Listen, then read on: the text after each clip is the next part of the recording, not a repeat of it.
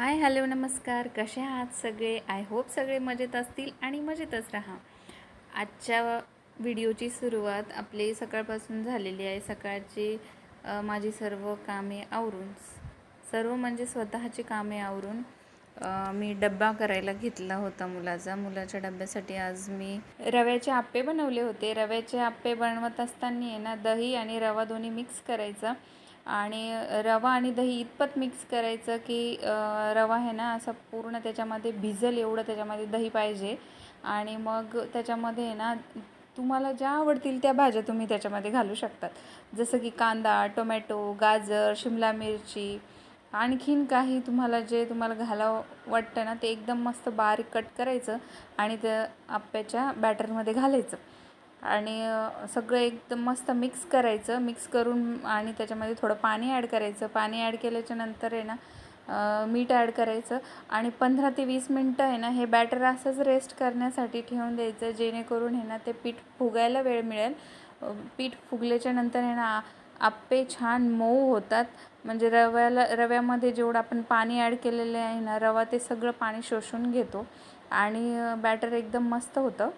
त्याच्यासाठी आपण आहे ना 15 ते 20 मिनटं त्याला साईडला ठेवू द्यायचं. रव्याचे आप्पे आहे ना ही एक अशी रेसिपी आहे की झटपट बनवून तयार होते आणि सकाळच्या घाईगडबडीमध्ये आहे ना एकदम सोपं पडतं. जसं फटाफट सगळ्या भाज्या कट केल्या की नुसतं रव्यामध्ये दही घालून मिक्स करायचं, मीठ घालायचं आणि आहे ना ही माझ्या पद्धतीची रेसिपी आहे जी की मी नेहमी बनवते आणि प्रत्येकाची आहे ना बनवण्याची ही पद्धत वेगवेगळी असते. त्यानंतर आहे ना आप्पे बनवत असताना आहे ना नंतर जर पिठामध्ये जर थोडंसं असं वाटलं की हे पीठ खूप घट्ट झालेलं आहे, म्हणून काय करायचं थोडंसं आपण पाणी ॲड करायचं. छानपैकी पूर्ण बॅटर मिक्स करून घ्यायचं. नंतर आहे ना त्या बॅटरमध्ये थोडासा बेकिंग सोडा घालायचा. बेकिंग सोड्याने काय आहे ना थोडंसं फ्लफी बनायला मदत होते आणि आप्पे पण एकदम मस्त टम्म असे फुगतात.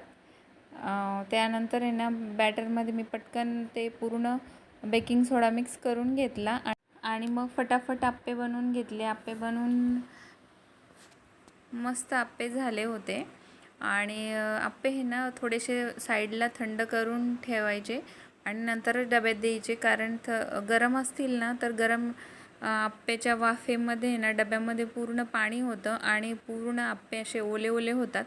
त्यामुळं डब्यात देण्याच्या अगोदर कधीही आप्प्यांना थंड करायचं, नंतरच डब्यामध्ये भरायचे. आणि असे सिंपल पण बनवले ना तर खूप छान टेस्ट येते याची आणि मुलांना तर आवडतंच असं नवीन नवीन खायला. हो, सुरुवातीला आहे ना आप्पे बनवत असताना अगोदर आहे ना त्याच्यामध्ये आप्पे पात्राच्यामध्ये आहे ना तेल घालून घ्यायचं, जेणेकरून ते आप्पे आहे ना खाली चिकटणार नाही. जर तेल नाही घातलं ना तर आप्पे आहे ना लवकर निघत नाही आणि चिकटून बसतात. त्यामुळं थोडंसं तेल घालायचं आणि आप्पे बनवून झाल्यावर आहे ना मी पोळ्या आणि वेगळी त्याला भाजी पण करून दिली. त्यानंतर थोडंसं डब्यामध्ये सलाड वगैरे असं करून सगळा डबा मी त्याला पॅक करून दिला आणि स्टॉपपर्यंतही नेऊन घातलं. त्यानंतर परत घरी आल्याच्यानंतर मी बाकीची कामं केली घरातली.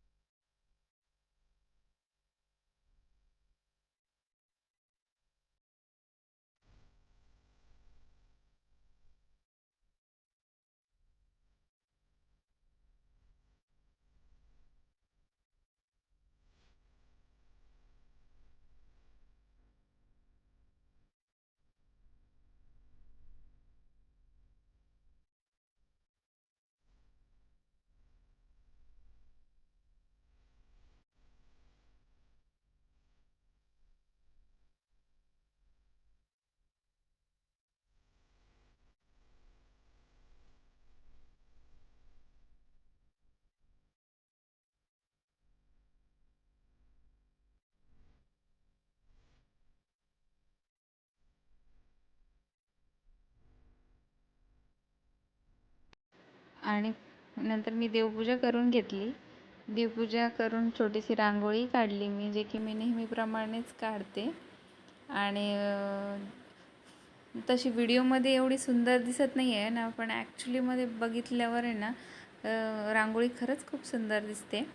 आणि हे थोडीशी मी काय केलं होतं, बडीशोप आणि बाकीचे जे बिया असतात ना ते सर्व एकत्र करून भाजून ठेवलं. यामध्ये ना मी pumpkin seeds, watermelon seeds, sunflower seeds, पांढरे तीळ, बडीशोप असं सगळं हे ना मिक्स करून भाजून एका डब्यामध्ये भरून ठेवलं, जेणेकरून जेवण केल्याच्या नंतर 1 चमचा खाण्यासाठी. या बियांमध्ये ना नॅचरली ऑइल्स असतात, जे की आपल्या बॉडीसाठी आणि जे आपले जॉईंट्स असतात ना, जॉईंट्ससाठी हे चांगलं असतं. म्हणून हे रोज 1 चमचा खायचं. नंतर राहिलेला जो स्वयंपाक होता ना, मी तो पूर्ण स्वयंपाक करून घेतला, पोळ्या आणि आहे ना सध्या बाहेर ऊन होतं ना, म्हणून मी फ्रीजवर जे कवर टाकलेलं होतं ना, ते कवर काल धुवून घेतलं होतं आणि आज सकाळी ते ना फ्रीजवर परत टाकून घेतलं. आणि ना जे मी ड्रेस आणले होते ना, त्यातला एक ड्रेस थोडासा लूज झाला, त्याला शिलाई मारून घेतली. चला तर मग आजच्या व्हिडिओला आपण इथेच संपूया. व्हिडिओ आवडला असेल व्हिडिओला लाईक करा, शेअर करा, सबस्क्राईब करा आणि स्वतःची काळजी घ्या. भेटू परत आपण नवीन अशा एका व्हिडिओमध्ये. तोपर्यंत बाय बाय.